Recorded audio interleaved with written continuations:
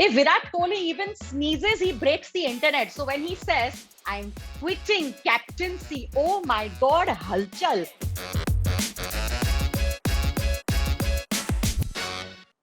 If Virat Kohli even sneezes, he breaks the internet. So when he says, I'm quitting captaincy, oh my God, halchal. Now, to understand why he did what he did, why he made the announcements that he did, Jaggu and I have brought back our resident cricket expert. Chandresh Narayanan is one of those awesome cricket journalists who's been around for years. He's written for the Times of India, for the Indian Express Group. He's also written the biography for Jay Surya. Right now, he hosts his own series called Chronicles of Cricket with Chandresh Narayanan on YouTube. And most importantly, is always available, even if we call him last minute, to explain to us everything to do with cricket. Right now, to help us read Virat Kohli ke dimag mein kya chal raha hai, please welcome back by popular demand, Chandresh Narayanan. Chandresh, welcome back. Thank you very much for coming. Chandresh, thanks very much for doing this and welcome back to the show. Thanks a lot, guys. Thanks a lot. Hope you guys are doing well. Back in Dubai? Yes, we're back Just in about Dubai. back in Dubai. Just about back in Dubai. And listen, specially thanks because IPL is on and you're taking time out from what must be a slightly crazy schedule to be able to do this for us. But I'm sure when we called, you could sense the urgency in our voice because we're having a bit of a moment about Virat Kohli. And well, this is clearly what nation wants to know right now. The nation really clearly wants to know what is going on with Virat Kohli. I think, but he's got to that stage in his life when he's realized that he needs to just sort of phase himself out from the T20 format. That's what it is. He's phasing himself out from the T20 format. That's why you're seeing him giving up captaincy at the international level. Though I would have liked him to do RCB first, and then the India for captaincy. But I think that at some level, he knew that the clock was ticking for him because if at all India doesn't end up winning this year's T20 World Cup, there'll be calls from everyone around that he needs to be moved aside and Rohit Sharma needs to take over as captain because we in India like people who are not in the job more than the people who are actually in the job. That is so that's the reason why Virat Kohli, I think it's a very smart move on his part. It just prolongs his career. And I think he's got lots to achieve in the one-day format and the test match format. So I think we'll see less of him in T20 international cricket in the coming years. Excuse me. Yeah, go on. No, I'm just saying, typically when cricketers sort of announce their retirement or they say we're giving up captaincy, typically they'll go with test, then one days, and then reach the T20. That's like pretty much the last format to give up because it's the quickest. That's usually the way the most subcontinent guys do, not the guys from the countries of South Africa, New Zealand, Australia, and they don't do it that way. I see. They do it like more like test cricket is usually the last format that they give up. But the others like to give up the shorter formats first and then try and move away from there. But that doesn't mean that Kohli is giving up T20 international cricket. You might, like I said, what happens that in T20 internationals, like Ravi Shastri alluded to in his interview last week with the Guardian newspaper, there are lots of bilateral T20 internationals and bilateral one-day internationals. Now one-day internationals has some context because they're all part of a qualification process for the 2023 World Cup. It doesn't matter to India because India is already in the World Cup as the host.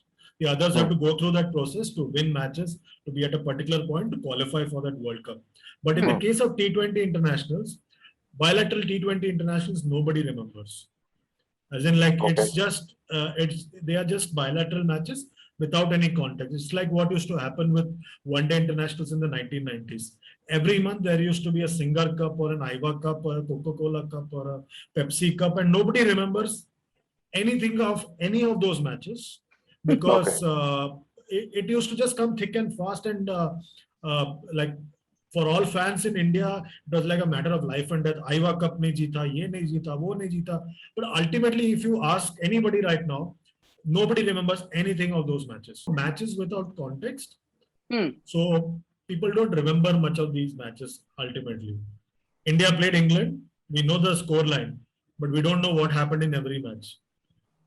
Yeah.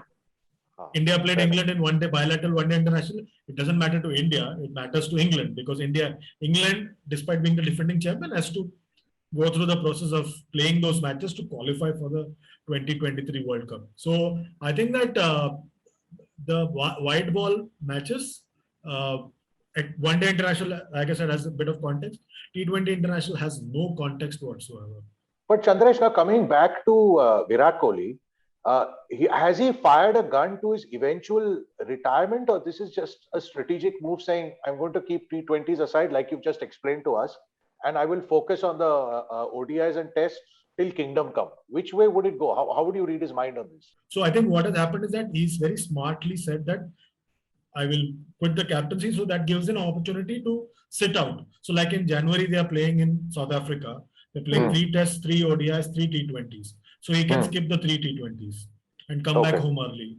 Similarly, when they come back home, they are playing 3 ODIs and 3 T20s against West Indies. He can skip the 3 T20s again.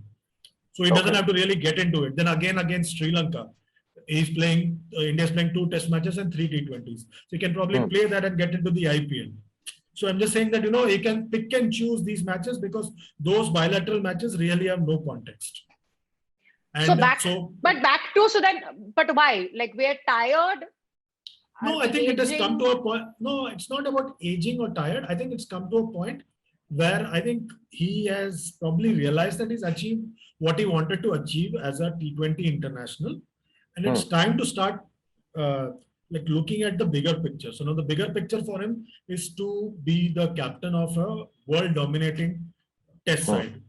India has made rapid progress as a test side, but are they a dominant side? They're reaching, getting there because they've assembled a bowling lineup, we've done all that. We are getting there. Now, the one thing that is missing for him as a captain is an ICC trophy. First opportunity is this year at the T20 World Cup. Now, he wants to give himself a shot 2 years from now at the 50-over World Cup. Now, does he have that opportunity? Can he take that decision for himself? I don't think so anymore.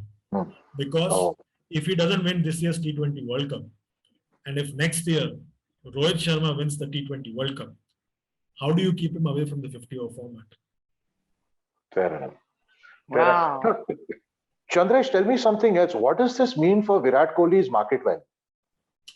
It will probably take a slight hit, but I don't think it will take a major hit. Because if you see even guys like Tendulkar, even after he quit captaincy, he was still one of the biggest.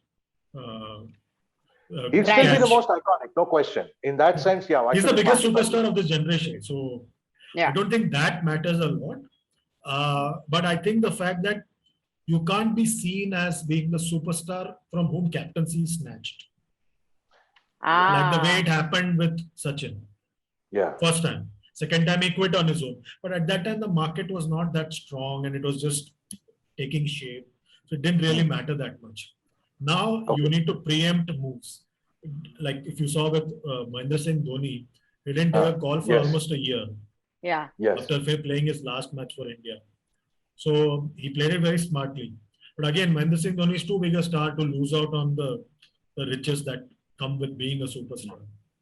But I'm pretty sure that you will see less and less of him in T20 internationals. But his aim still remains that he wants to be the world captain of the world dominant test side and also be the captain of the team that wins the World Cup at home in 2023. So there should be no controversy in any of our heads. No, not at all. Like there was some political pressure. People want Rohit Sharma. Isse pehle that they asked him to. It would have happened anyways if India had not won the World Cup. Fair enough. I think Chandresh, the word you used is the correct operative word. This move is preemptive. Yeah, preemptive. He made a smart decision and said, I'm going to do this before somebody does it for me so that my rest of my career has longevity. And also with the IPL captaincy also, he's been very smart.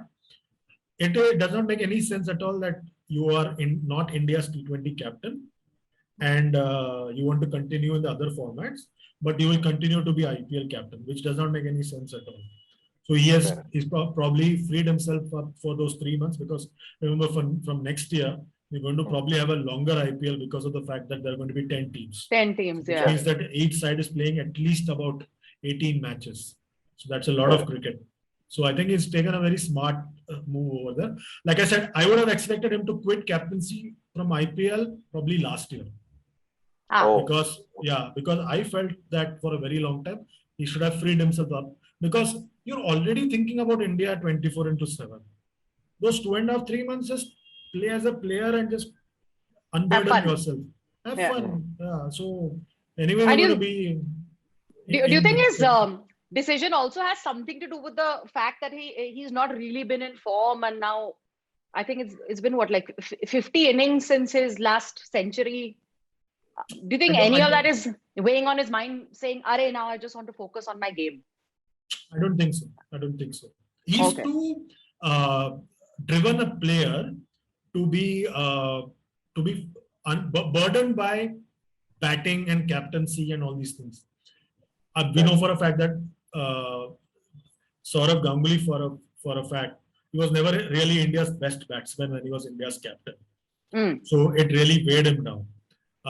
There are some other captains around the world who can get weighed down by the cares of captaincy. But Virat is somebody who wants the leadership, who wants the attention, who wants to be leading the side, who wants to be at the forefront of the forefront of the battle. Such a guy cannot be weighed down by captaincy and all these things. So he enjoys that challenge that comes his way. So I think that it has got to do more with the fact that I'm doing it now myself, irrespective of what happens at the T20 World Cup. So what it does is that he's taken the result out of the equation. Whatever happens, November 14th is the last day. If India makes it to the final, that is this last day as T20 captain. And October 15th, if RCB makes it to the IPL final, that is the last day for him as RCB captain. So he's taken result out of the equation, and the decision is his own. You know, if I were him, I would have said, "I'm doing this for my baby. I want to spend more time with my baby." And Virat Kohli would suddenly be like the ultimate feminist. No, but he's already spending in this quarantine period. He's spending more than enough time now with the baby. Because during the IPL, the training time is very limited. So you're anyway spending very little time training because they have played so much cricket. And he was in UK for 5 months. If he had stayed any longer, they probably would have given him permanent residency also. Super. So in a nutshell, Chandresh, no big controversy. Virat Kohli giving up his T20 captainship, and the RCB fans also shouldn't be disappointed. They should just get it. They should probably be thankful that that he'll probably be at his best in the coming years. You could probably expect 1,000 runs from him every season. Wow. From here on. We will look forward to that. And it'll be interesting now who becomes RCB captain, because he's clearly not going to do it. AB de Villiers is clearly not interested in captaincy. And there's no one else in that lineup who can take up. So could it be someone else who comes in and takes up the captaincy? That's going to be the interesting part. Super. And when that happens, we'll bring you back onto the show so that you can explain to us the choice of captains. Absolutely. Anytime. Thank you, Chandresh. Thanks very much for this. Thank you. And dear viewer, thank you for watching. If you have any questions, remember Chandresh can be reached on Twitter. His handle, we've put it in the description right under him. Yeah, you can see it right now. Ask him any questions. He's amazing and he will always answer all your cricket-related queries. Thank you, Chandresh. Thank you for watching, and we will be back soon on So Fast, So Good. Okay, bye. Bye-bye.